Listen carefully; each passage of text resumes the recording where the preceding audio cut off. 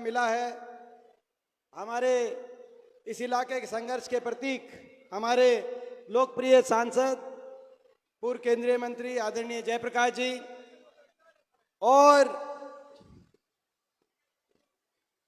आदमपुर के होने वाले विधायक ही नहीं, आदमपुर के होने वाले विधायक ही नहीं, आने वाली कांग्रेस की सरकार में जो चौधरी भूपेंद्र सिंह हुड्डा जी के विश्वास पात्र के रूप में आप यहां से भेजेंगे तो केवल आदमपुर ही नहीं पूरे हरियाणा के अंदर मैं समझता हूं कि जिनका बहुत योगदान और बड़ी भूमिका रहेगी, ऐसा हमें पूरा विश्वास है। हमारे बहुत ही सुशील स्वभाव के धनी, बहुत ही नरम स्वभाव के धनी और बहुत व्यवहारिक, ना तो आईएएस अफसर बन जाते हैं लोग तो बहुत सातवें आसमान पे घमंड भी आ जाता है, और कई तो ऐसे हैं जो बिना बने ही घमंड आ जाता है।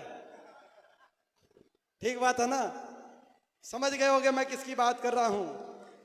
लेकिन ये कैसे हरियाणा की राजनीति में बहुत बड़ा तजुर्बा हमारा हो गया। अफसरशाही सरकार के समय भी देखी, हमने विपक्ष के समय भी देखी, लेकिन ऐसा व्यवहारिक आईएएस अधिकारी मैं समझता हूं कि कोई पूरे देश में खोजने से आपको मिलेगा। ऐसे व्यवहारिक आईएएस अधिकारी ये रहे, और अब आपके आशीर्वाद से जब सेवा का मौका मिलेगा, जैसे मैंने कहा, तो मुझे विश्वास है कि आदमपुर को और आप इस इलाके को आगे लेके जाने में बहुत बड़ा योगदान इनका रहेगा। हमारे प्रत्याशी चंद्र प्रकाश जी, मैं एक एक का नाम नहीं ले रहा क्योंकि मंच से ये फैसला हुआ कि आप एक एक का नाम मत लो, क्योंकि सभी साथी हैं, या कोशिश करूं लेने की। भाई बताओ, हाँ, सम्मानित मंच बताओ। प्रदीप जी सम्मानित मंच कर दें, बताओ जी। हाँ भाई, हाँ ठीक, बताओ भाई। समय के देखते हुए और लोगों की जन भावना को देखते हुए, क्योंकि अपन लोगों की जन भावना के सभी सम्मानित मंच। अब एक बात बताओ, सारे इकट्ठे और सारे एक हो गए कि नहीं हो गए? सारे इकट्ठे और एक रहेंगे, और आदमपुर से इतिहास रचा जाएगा। आज मैं बधाई देता हूं आपको। कल फैसला हुआ कि आज यहां पर वर्कर मीटिंग होगी। आपने भी वर्कर मीटिंग देखी होगी, कार्यकर्ता मीटिंग देखी होगी, मगर मैं समझता हूं कि आज जो जोश और जिस हाजिरी, जिस संख्या में और जिस भावना से और जिस जोश से आप सब यहाँ पे एकत्रित होके आए हो, उससे एक बात स्पष्ट हो गई है। आदमपुर ने ठाना है चौधरी भूपेंद्र सिंह हुड्डा जी के नेतृत्व में कांग्रेस को लाना है और चंद्र प्रकाश जी को जिताना है। यह आदमपुर ने ठान लिया है। और आदमपुर ने ठाना है बीजेपी को भगाना है। यह भी ठान लिया आदमपुर ने। ठान लिया कि नहीं ठान लिया? बदलाव का समय, मैंने आपको बधाई दी आदमपुर की, मैं आपको हरियाणा की बधाई भी दे रहा हूं। पिछले 3-4 दिन में हरियाणा के कोने कोने में जाने का अवसर मिला। हरियाणा के कोने कोने से एक ही आवाज आ रही है, बीजेपी की सरकार जा रही है और कांग्रेस की सरकार आ रही है। हरियाणा ने बदलाव का मन बना लिया। और क्यों बनाया? क्योंकि एक ऐसी सरकार साबित हुई 10 साल जिसने हरियाणा का बहुत नुकसान किया। जो हरियाणा देश में 2014 से पहले देश में विकास का, खुशहाली का प्रतीक था हमारा प्रदेश, आज वो प्रदेश 10 साल की बीजेपी की सरकार के बाद देश में नंबर 1 बन गया। बेरोजगारी में देश में नंबर 1। और ये हम नहीं बता रहे, भारत सरकार 2024 की भारत सरकार के आंकड़े, देश में नंबर 1 बेरोजगारी में, देश में नंबर 1 हरियाणा बन गया। नशे में पंजाब से भी आगे निकल गया, हरियाणा में इतना नशा फैल गया। देश में नंबर 1 हरियाणा बन गया। क्राइम में, अपराध दर में देश में नंबर 1 है। भारत सरकार द्वारा बीजेपी की हरियाणा सरकार का रिपोर्ट कार्ड प्रकाशित किया गया। 10 साल के बाद हरियाणा विकास की पटरी से उतर गया, इतनी बुरी तरह उतर गया विकास की पटरी से। आज मैं बता रहा था चंद्र प्रकाश जी को कि जो ये आदमपुर मंडी में जब आते हैं और जो सड़क पे जो क्या समझ गए, और सड़क पे, और मैं कह रहा था कि जब बाई इलेक्शन था तब आते थे तो सड़क पे खड्डे दिखते थे, और बाई इलेक्शन के 2 साल बाद आए तो सड़क पे खड्डे नहीं, जोड़ दिखाई दे रहे हैं, जोड़। ये विकास की तस्वीर है। विकास होल्डिंग लगाने से नहीं होता, मैं बता देता हूं इनको। होल्डिंग लगाने से विकास नहीं होता, विकास दिखाई देता है। तो विकास की पटरी से हरियाणा उतार दिया, विकास की पटरी से आदमपुर को उतार दिया। बीजेपी सरकार में आज बेरोजगारी में देश में नंबर 1, नशे में देश में नंबर 1, अपराध दर में देश में नंबर 1, भ्रष्टाचार की भेंट चढ़ गया हरियाणा, और हरियाणा वासियों को उलझा दिया हरियाणा वासियों को, आम नागरिक को उलझा दिया। पोर्टल में, प्रॉपर्टी आईडी में, फैमिली आईडी में, पहचान पत्र में, कागजों में, लाइनों में खड़ा कर दिया कि नहीं कर दिया हरियाणा के आदमियों को। व्यवस्था बदलेगी। आज हर आदमी को लाइनों में खड़ा कर दिया, अधिकारियों के सामने चक्कर काटने में मजबूर कर दिया। व्यवस्था बदलेगी।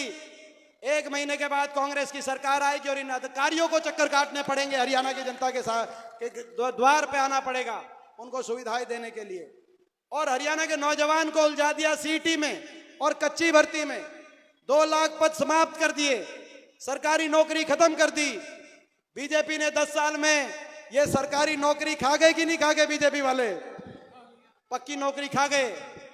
कौशल निगम की कच्ची भर्ती, फौज की कच्ची भर्ती, स्कूलों के अंदर 10 साल तक कोई रिक्रूटमेंट हुई नहीं, कोई भर्ती हुई नहीं। 5000 स्कूल बंद कर दिए, मर्ज कर दिए। छोटे छोटे बच्चों को धरने देने पड़े कि हमारे स्कूल बंद मत करो। देश के इतिहास में शायद पहले ऐसे धरने हों। काम कुछ किया नहीं इन्होंने हरियाणा में। हरियाणा का भट्टा बिठाने में कोई कसर नहीं छोड़ी। मैं आपसे पूछना चाहता हूं, बीजेपी ने 10 साल में भट्टा बिठा दिया कि नहीं बिठा दिया? हरियाणा का भट्टा बिठा दिया। और उसके बाद भट्टा बिठाने के बाद भी अहंकार, 7वें आसमान पे अहंकार। इतना अहंकार इस सरकार का कि हर वर्ग को सड़क पे ले आए और हर वर्ग का अपमान किया। कोई वर्ग ऐसा नहीं जिसको सड़क पे आना ना पड़ा हो। कर्मचारी सड़क पे आए ओल्ड पेंशन स्कीम के लिए, उन पे लाठीचार्ज। सरपंच सड़क पे आए पंचायती राज के अधिकारों के लिए, उन पे lathicharge. ASHA worker, anganwadi, mid day worker सड़क पे आई, उन पे लाठीचार्ज। हमारे आड़ती भाई मंडी में खड़े, इनको सड़क पे आना पड़ा। किसान 1-1.5 साल तक, लोकतंत्र में 1.5 साल तक किसान आंदोलन नहीं हुआ करते, कोई भी आंदोलन नहीं हुआ करता। 1.5 साल तक किसान सड़क पे रहा, मगर अहंकार इतना, ऐसी सरकार साबित हुई 750 किसानों की जान की कुर्बानी लेने वाली सरकार साबित हुई। और अहंकार इतना, सहानुभूति के 2 शब्द भी किसान के लिए नहीं कहे गए। सहानुभूति के 2 शब्द भी। मुझे याद है वो समय जब किसान आंदोलन चल रहा था, देश के संसद में 15 हरियाणा से सांसद जाते हैं, 14 उस समय बीजेपी के थे। मैं अकेला विपक्ष का सांसद था। आज तो आपने बहुत ताकत बढ़ा दी। हमारे 5 सांसद वहां पे बराबर के टक्कर के लोकसभा में हम हैं।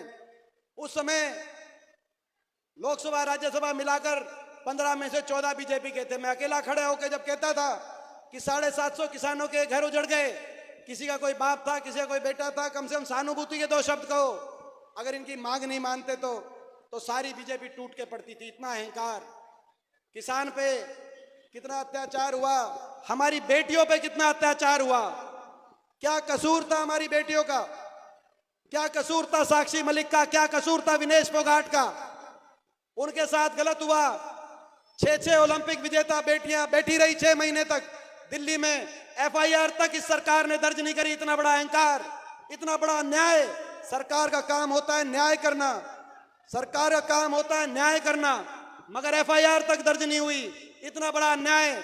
आप सोच के देखो, आपकी अगर बहन बेटी होती तो क्या बनती है? वो देश है जहां दुश्मन की बहन बेटी को भी अपनी खुद की बहन बेटी माना जाता है। वो देश है जहां हरियाणा के कुरुक्षेत्र में बहन बेटी के मान सम्मान में महाभारत का युद्ध हुआ। ये संस्कार है इस देश के।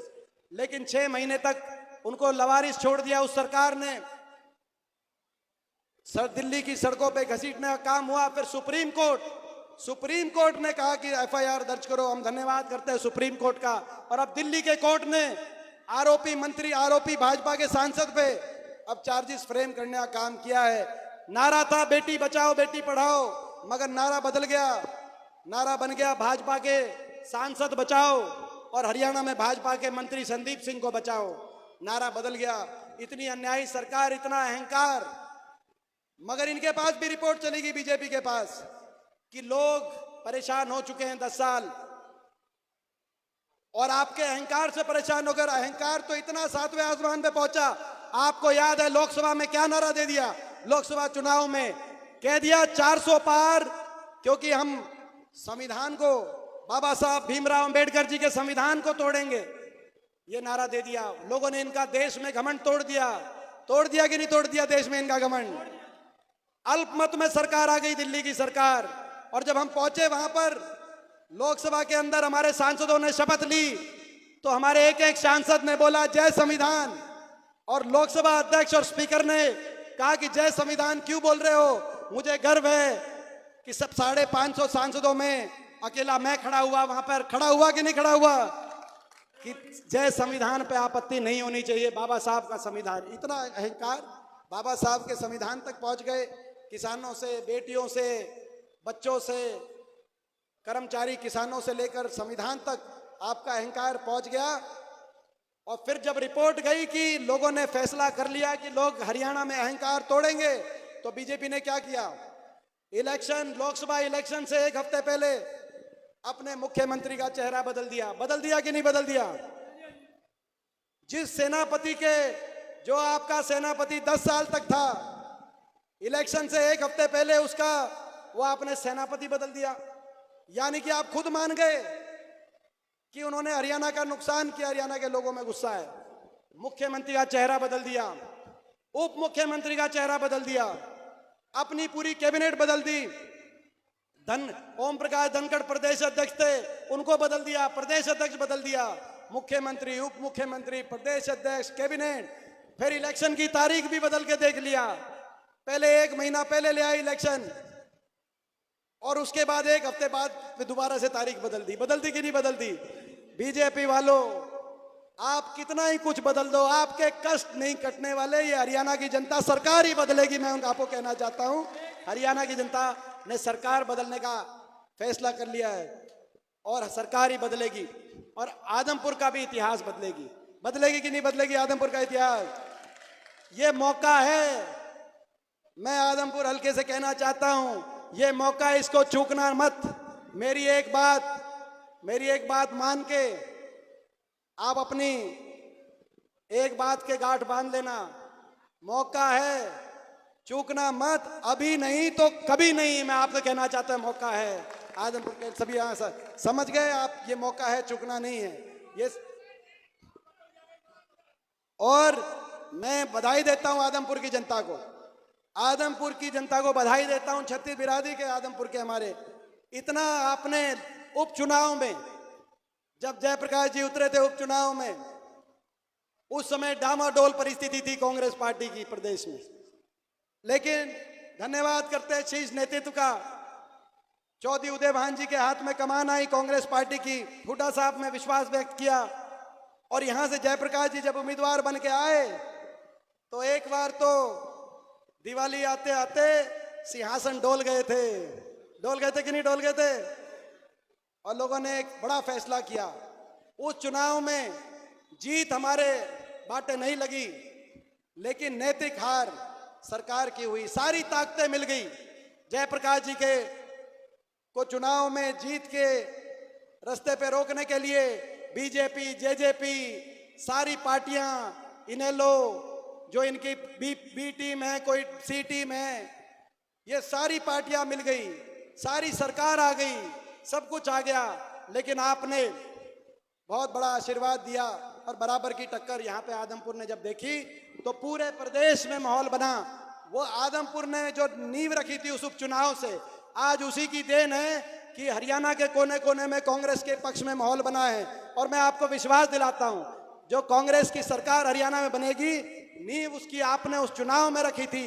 हम भी आदमपुर को नंबर 1 पे रखने का काम करेंगे, मैं विश्वास दिलाता हूं।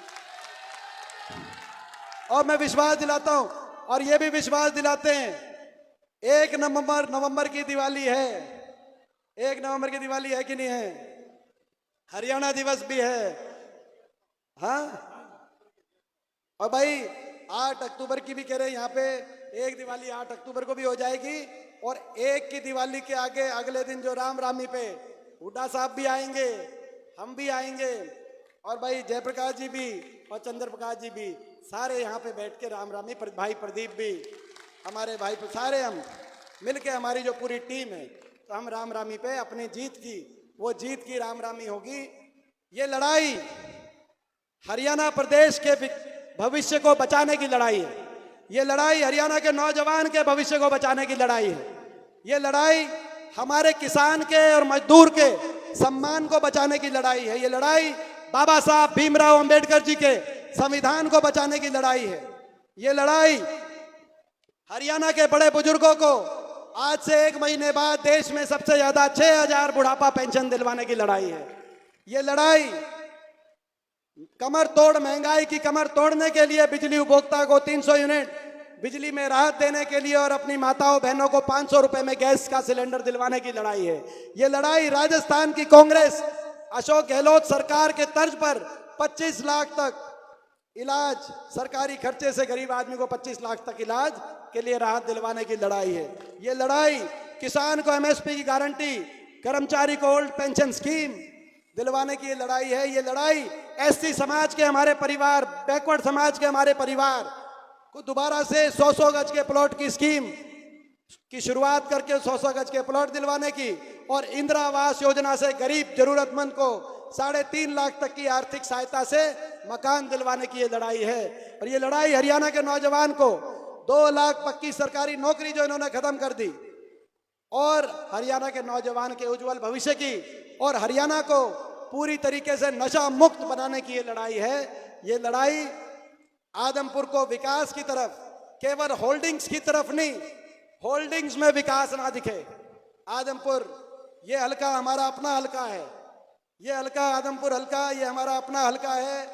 ये हमारा, मैं समझता हूं कि आप जानते हैं कि भाई हमारा लुदास गांव हमारा अपना गांव, हमारा पैतृक गांव, तो ये पूरा हल्का ये हमारा अपना हल्का है। और आपने उपचुनाव में इस पूरे इलाके में, आसपास के पूरा जो हिसार का ये क्षेत्र है, ये हमारा अपना क्षेत्र है। पीछे तो कोई कहीं से आया, कोई कहीं से आया है। पीछे तो अपा सारे ज्यादातर राजस्थान से आए, लेकिन फिर आगे कोई कहीं चला गया, कहीं चला गया। लोग बांटते इन बातों को लेकर, मगर विकास जोड़ता है, भावना जोड़ती है। मगर ये हमारा अपना हल्का है, ये मौका है। इस मौके में मुझे पूरा विश्वास है। और ये आखिरी बात मैं कहूंगा, वो समय हो गया। एक और बात मैं आपके बीच में कहने आया हूं, वोट काटुओं से बचना, वोट काटुओं से बचना। कई पार्टी ऐसी हैं, मैंने सिरसा रैली में कहा था दिसंबर में कि दुष्यंत चौटाला से बीजेपी ने समर्थन का समझौता हो गया, समझौता तोड़ने का। मैंने सिरसा रैली में कह दिया था कि नहीं कह दिया था? समझौता टूट गया। मैंने कहा था कि चुनाव में इनको अलग से भेजेंगे वोट काटने के लिए, और आपने देखा अब अभय सिंह चौटाला का समझौता पिछले 10 साल से चल रहा है बीजेपी के साथ। वो तो पिछली बार इनकी 1 ही सीट आई और भतीजे की सीट आ गई 10 जेजेपी की। अगर इनकी 1 भी सीट इनसे ज्यादा आ जाती तो रेस लगाने को तैयार थे कि भाई बीजेपी को जाके कौन सा पहला समर्थन पत्र अपना पकड़ा के आता। आज आपने देख लिया पूरे सिरसा में बीजेपी ने, अभय सिंह चौटाला ने, गोपाल कांडा ने मिलकर टिकटें बांटी सिरसा में। और एक हमें दुख की बात है, मिलकर टिकटें बांटी, खुले तौर पे मिलकर चल रहे हैं। अब चोरी पकड़ी गई तो चोर चोर चिल्ला रहे हैं। चोरी तो पकड़ी गई आपकी, बहुत पहले पकड़ी गई। अभय सिंह जी को मैं कहना चाहता हूं, वोट काटू की जो जिम्मेदारी बीजेपी ने आपको दी है, लोग वो जिम्मेदारी पूरा नहीं करने देंगे। हरियाणा में 2 ही मुकाबले होंगे, कांग्रेस का बीजेपी के साथ मुकाबला होगा और जेजेपी और इनेलो का नोटा के साथ मुकाबला होगा। आज मैं उनको कहना चाहता हूं, ये वोट काटू उम्मीदवार आ सकते हैं, कहीं कहीं आ सकते हैं। सिरसा में क्या हुआ मैं कहना चाहता हूं, सिरसा के अंदर हमारे एक बैकवर्ड समाज के बीजेपी के जो उम्मीदवार अकेले, जो हमारे जांगीड़ ब्राह्मण समाज से अकेले उम्मीदवार थे प्रदेश में, उनको जो है कल आपने देखा उनकी टिकट काटने का काम गोपाल कांडा के पक्ष में वहां किया। नलवा में क्या हुआ आपने देखा, हमारे एक और बैकवर्ड समाज के उम्मीदवार की टिकट आपने देखा किसने काटने का काम किया नलवा से, आपने देखा वहां से टिकट काटने का काम किया। ये तो भाई इनके ये जो गठबंधन हमने आदमपुर में देख लिया था, ये गठबंधन उपचुनाव में ये गठबंधन देख लिया था, जब जयप्रकाश जी के खिलाफ सारी शक्तियां एक होकर आई थी आदमपुर में, बीजेपी, जेजेपी, इनेलो, कुलदीप बिश्नोई जी, ये सारी ताकतें एक होकर आई थी उस उपचुनाव में, केवल एक मकसद के साथ कि हरियाणा में बदलाव ना हो। लेकिन अब ये दोबारा से सारी ताकतें आएंगी, इन वोट काटुओं का से बच के रहना। बच के रहोगे कि नहीं बच के रहोगे वोट काटुओं से? मैं बधाई देता हूं आपको। आज ये आपने यहां से शुरुआत करी है, ये आपकी मेहनत रंग लेके आएगी। बहुत बहुत धन्यवाद। बहुत से साथी ज्वाइन हुए थे आज, जिसमें मास्टर भीम सिंह जी भी हैं, ये जेजेपी के अध्यक्ष थे, हमारे भाई राजेश जिला पार्षद बगला, राजेश बगला जिला पार्षद, ये बाई इलेक्शन में भी राजेश से बात हुई थी, मन उसका उस समय भी हो रहा था लेकिन थोड़ी कसर रह गई थी, आज इसने पूरी कर दी राजेश ने। तो भाई राजेश ज्वाइन हुए। संदीप गोयल व्यापार मंडल के जो उप प्रधान हैं मंडी के, वो भी आज शामिल हुए हैं। और सभी ये भीम सिंह जी जेजेपी के प्रदेश और अपना हल्का अध्यक्ष थे, सारी इनकी टीम और भी जो सारे साथी शामिल हुए हैं, सबका बहुत बहुत स्वागत, बहुत बहुत धन्यवाद। जय हिंद, जय राम जी की, जय आदमपुर की।